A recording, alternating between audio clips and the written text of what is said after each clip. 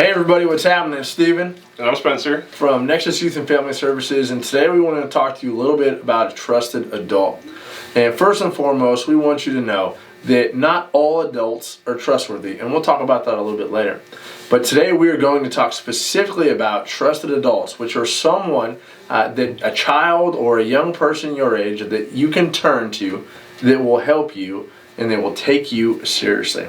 So what we want to do is we want to talk about that, give you some examples, and kind of break that down. So Spence, why would somebody that's in middle school or high school need a trusted adult? That's a good question. And I know some of you guys out there are probably asking yourself, why would we want that? Why do we want that person in our lives? I don't want to talk to an adult about our problems. Well, it's simple. It's so you have somebody to talk to. Now, I know you have your friends around, those people that you can talk to that you trust in your friend circle and things like that. But it's always good to have that adult there, somebody that can give you, their perspective from a life experience standpoint, and make sure that they have your health and safety at the foremost of what their thinking is. Also, it's somebody that you can take serious if you're having conflict. So say you're having a problem within your friend group and you don't have anybody to talk to because all of your friends are kind of divided, or you don't want to create more issues or start a fight with your friends. So you'll have somebody there to talk to that you can kind of express like, hey, this person's upsetting me, or this person's upsetting me, or whatever's going on within your friend group, whatever's going on in your life, really. Having a trusted adult there is really good to help you kind of talk about things that maybe you don't feel comfortable talking about in front of your friends, especially when it comes to something serious like your feelings and things like that. And also, if you have something occurring in your life, so something bad happening, like, maybe possibly, parents' divorce, maybe, some kind of abuse, maybe you're just down, feeling a little depressed or sad or whatever, or you're upset and angry. It's important to have somebody there, an adult who has some life experience that can, give you some advice or just kind of help you through, kind of hold your hand, so to speak, as you walk through that difficult part of your life. Yeah, I think that's all really important, and I think some of the big things is when we find that person, we need to kind of understand what some of the qualities are, what that person has, what traits they have that really draw us to them. And for instance, it could be somebody, right, that we've experienced or we've connected with in the past. It could be somebody that's extremely empathetic, that understands kind of the situation we're in, and they've gone through similar things. And then they can have responses, or they respond in ways that match how you're feeling. Sometimes that's really, really important. If they don't understand, or I talk to my parents and they don't understand how I'm feeling, that trusted adult might, and those qualities are really important. They also might have a concern for my overall well-being, your overall well-being, and that's really important because this trusted adult is somebody that cares about you, that wants to validate you, and they want to make sure that, your feelings matter, what you're going through matters, and it's not always just somebody that's dismissive. It's somebody that's going to be there to also help keep you accountable when things are a little different and challenging in your life. And so you want to find out who your trusted adult is, and you want to find the qualities that match who you need. Definitely. The trusted adult I had in high school is different than who you had. And the qualities are different, and they need to match who you are. And so that trusted adult should have qualities that are important to you, that you value, so they can then help you in your life regardless of what's going on. And so when it comes to that, Spence, what do you think the kind of role is for that trusted adult? Like, what should they do when it comes to having or being that person for a child? Okay. Yeah, so the first thing they want to do is they have to act in your best interest. Now, this could honestly mean, maybe a situation, Steve, where a young person is thinking about hurting themselves, harming themselves in some kind of way. And they're asking their friends, they've told their friends this, and they've made their friends make their promise, hey, I don't want you, can you please not tell anybody, promise me you won't tell anybody. The trusted adult will sometimes have to break that promise. We're not going to lie to you guys. There may be a time when that trusted adult may have to break that promise that they made to you, or they'll tell you they can't make that promise because they're worried about your safety. The trusted adult will have your best interest, which means your health and safety and what's best for you in life at their foremost, at the number one thing they're thinking about. The other thing you need from a trusted adult is you need them not to undermine the other trusted adults in your life. I think that's huge. Yeah, right? That's huge. Holy cow. So they're going to be, so what we're going to say, guys, is you don't just have one trusted adult. You can have as many as you want, really. Like, it's kind of up to you the number of people you guys use as trusted adults. But the key is that they're not undermining each other, and they're kind of all working together, again, in your own best interests. Another thing, they should be easy to contact and kind of readily available. Maybe not at all times, but whenever they can be, just so that you know, like, if you need to pick up the phone and give them a call, they're going to be there to answer your phone call and help you with whatever you're going through, whether it's, hey, I just need to, vent for a couple of minutes. I'm having a bad day. Parents are upsetting me. I just need somebody to talk to outside my household. Or if something's really going on and they need to come and, like, pick you up or take you somewhere, whatever it may be. That's where, the next thing comes in, which is helping you get the help that you may need, whatever that looks like. So if it's medical help, if it's mental help, or if it's just literally, an open ear and a shoulder to cry on sometimes. Whatever it may be, these are some of the qualities that, they should have. They should also be very understanding. So I know it's hard sometimes for young people to find an adult that they think understands what they're going through. Even though we are older guys, remember, we were kids at one point, so we kind of went through... We went through similar things. They may not be the exact same things. We went through the similar kind of pressures that young people go through. And this trusted adult should be understanding of those things and should be able to especially not undermine the way you're feeling and the way, the things that are upsetting you.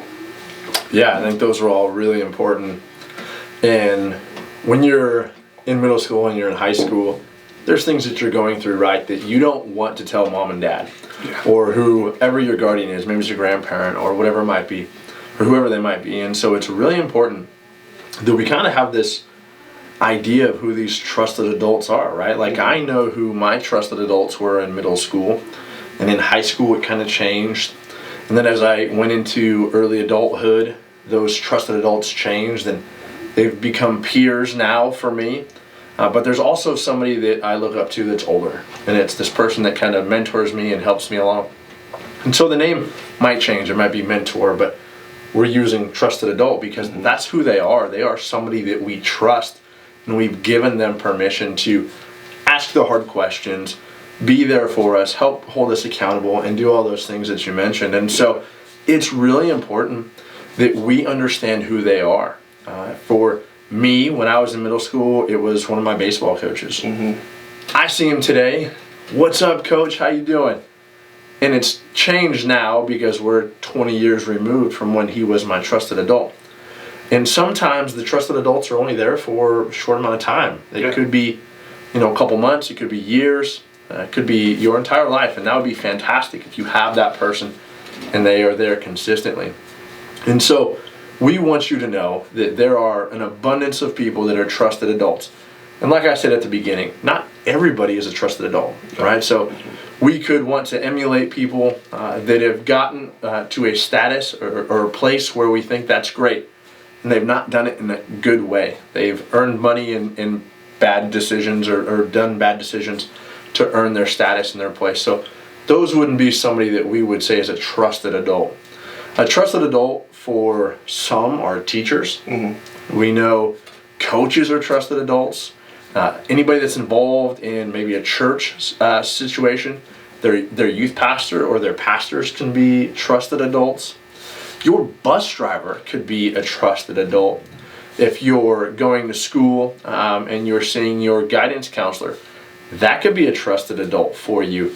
Or maybe you're just seeking therapy and that's a great thing for you. That person can become a trusted adult for you outside of that realm. So that's really important. And also you have your teachers or your principals. Those principals are there to help foster you and guide you and lead you so you can worry about being a kid and studying and being a good student, becoming a good member of society. And so those are all people, and we know that your parents aren't always the easiest to talk to, but it could be your friends' parents. You may say, hey, those are the people that I want to be my trusted adult. You don't want to just choose any neighbor. You don't want to just choose somebody, because sometimes, as we've seen with other situations, is people will choose somebody that they trust and they have taken advantage of them in a variety of ways. One way that comes to mind for me is those that are seeking a trusted adult and they end up in a gang and they have used that person for their own development within a gang. that would be somebody that's not a trusted adult, because it is not good for you. As Spencer mentioned, it's not for your best interest, really. Yeah. Although they make you feel like you're part of something, it's really not your best interest. And so, like I said, we have teachers and principals. It could be your coaches. It could be your pastors. It could be your friends' parents. It could be your bus drivers, your therapists, whoever it is. These are somebody that could be a trusted adult for you. Spence, do you know or remember any of your trusted adults when you were in middle school? Middle school, let's see. I would say probably one of my most trusted adults back then was my uncle. He was just somebody I kind of looked up to throughout my life, so he was kind of somebody I felt like I could kind of go to if I needed him. Another person I had there was actually one of my basketball coaches. Now, granted, he wasn't the greatest basketball coach, but he tried really hard and he listened a lot, and he took all of our feelings and things into account when we played, and that kind of drew me to him as far as, okay, I think I could talk to this person if I ever had problems. And there was a couple of times where I did, after practice or whatever it may be. I actually ended up being pretty close with their family for a while, so that was pretty cool. So what did you guys talk about? Like, what was something like that trusted adult? What did you feel comfortable telling them? So I don't want to get too much into it, but I was just having some issues at home. I was having some issues with my father at the time, and it was just somebody I could vent to. And so I didn't feel like I was in a position at home to talk about it, only because I had my brothers and sisters around. My mom was busy working, so I couldn't talk to her. And my brothers and sisters, they were all older than me, so they were just living their own lives. So obviously didn't want to listen to little brother's problems. So I kind of confided in him one day after practice, and then, it was a while later. He had a daughter that was my same age, and we had grown up together, so I kind of knew the family already. Okay. And then so I kind of started hanging around the family and just became really close to him over that year. So what are some things that maybe the middle school or high school students that might be watching this, what are some things that they can talk to that trusted adult about? You can talk to them about anything, guys. So whatever you're maybe feeling, if you're feeling scared, if you're feeling happy even, remember, a trusted adult doesn't just have to be there for you when things are going wrong. They can be like, hey man, I had a great day today. I aced a test, I made the team, Yeah. I made the drama club, whatever it is. You can also talk to your trusted adult about things that are going well, and they'll give you encouragement and things like that. But if you're feeling scared, you're feeling unhappy, depressed, things like that, maybe if you're dealing with some abuse, obviously if you're being abused at home, you can't talk to your parents about that. So it's difficult to talk to family members about that. Maybe you're an only child, so you don't have siblings, so you don't have somebody in the house that you can speak with. So literally anything, you can talk to them about things with your friends. You can talk about issues with dating if you're having those type of things. So anything that you feel like you want to talk about that you can't talk about inside your close group of friends, that's what your trusted adult would be there for. Oh. So something that's valuable. Yeah. That means something. Something that means something to you, something that's, worthy for you to be talking about. All right. And I think those are all huge points, man. Thanks for sharing a little bit about your trusted adult. And I know as we get older, it changes, right? And who those people are. And it's really kind of cool. And we would encourage you to kind of think about who your trusted adult is right now. Yeah. Maybe you can pause the video and you can spend a few minutes thinking about who they are. Typically, people say 5 trusted adults. Well, when we're in class, sometimes we'll hand out a card and it has 3 lines on it. And a lot of you will sit there and say, well, I don't have 3 trusted adults. And that's kind of disheartening and alarming for us, because one of the premises of our company is that we want to be, and we believe we are, trusted adults for many kids that we work with. And so we'll share our information at the end of the video, so you can contact us if you want to reach out to us and have us be one of those for you. We would love to do it. It's one of the reasons that we do what we do here at Nexus. And we know that 5 might be difficult, so then we would encourage you, if that's too much, to narrow it down to 2 to 3. And then from those 2 to 3, we know you'll probably choose one person. That one person will probably be your go-to. That is your jam. And so that is somebody that is super important to you. Whoever it is, doesn't matter who it is to us. If you feel trusted, you trust them, and they're a trusted adult to you, we would encourage you to let them know. Choose that person and tell them, hey, you are my trusted adult. I'm going to come to you. You have these conversations. Say, I'm going to come to you. I'm going to talk about things with you, and I would love for you to be that. And when they say yes, it's on. Awesome. Make that happen and commit to that relationship. that you would be open and honest with them. And that's one thing that I think is really important when it comes to this trusted adult is honesty and transparency. Not just with the young person, you guys, but also with the adult, that they would be open and honest and transparent. And that will, I think, be really, really helpful. So if you can find 5, awesome. Yeah, that'd be great. If you can't, 2 to 3. And then narrow it down to maybe that one specific person that you just know you can rely on super heavily. And so that might be the 5 people you have, or the one person. Whoever, the more the merrier in this sense, because we want you to be or feel that you are connected, that you are valued, and you have people supporting you as you go through these times. And so, Spence, when you have a trusted adult, we know that there's times that things are a little bit uncertain. There's times where I'm at school, or there's times where I'm supposed to be at home, or my trusted adult is with their family. When can I contact that person? Always, whenever, anytime. That person should be, should be somebody that can be available to you. Like I said earlier, they want to be ready and willing to help you whenever you may need it. Now, I mean, sometimes they won't be able to answer. People do have their own lives and their own families and things. They may not be able to answer in the middle of the night unless it's a big emergency.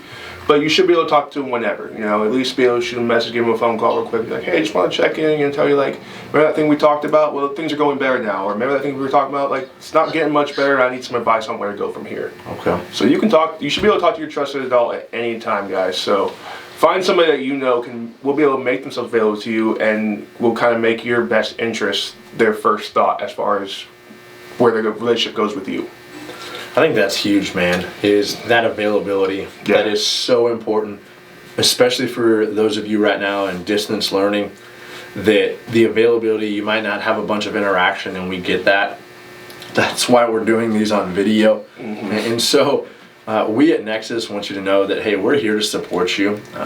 We're going to give you our phone number so you can call us and reach us on our voicemail, and then we'll call you back. We promise we'll do that. And so this kind of wraps up a little bit about our trusted adult. And like we said at the very beginning, it's somebody that you can turn to for help, somebody that you can rely on, that will take you seriously. Yeah. We want you to think about why this person is there, what their existence is for you, and allow them to have part of that conversation. And then think about the qualities that this person is. You don't want to just have your trusted adult be the ice cream man, right? He's not necessarily the trusted adult. You want to have a list of priorities for you, or qualities in this person that you think is valuable and that matches who you are. My person will be different than Spencer's person. And that's okay. You want to have these qualities that match up in these ideas or morals and ethics that match yours, so that person is in a similar page or on a similar page with you. And then you have to know that who they are. That is really important. We give you a few examples between the teachers and the principals and the coaches and the pastors and your parents, your friends' parents, your therapist, your bus driver, whoever it might be, that they are a good person that has your best interest for you.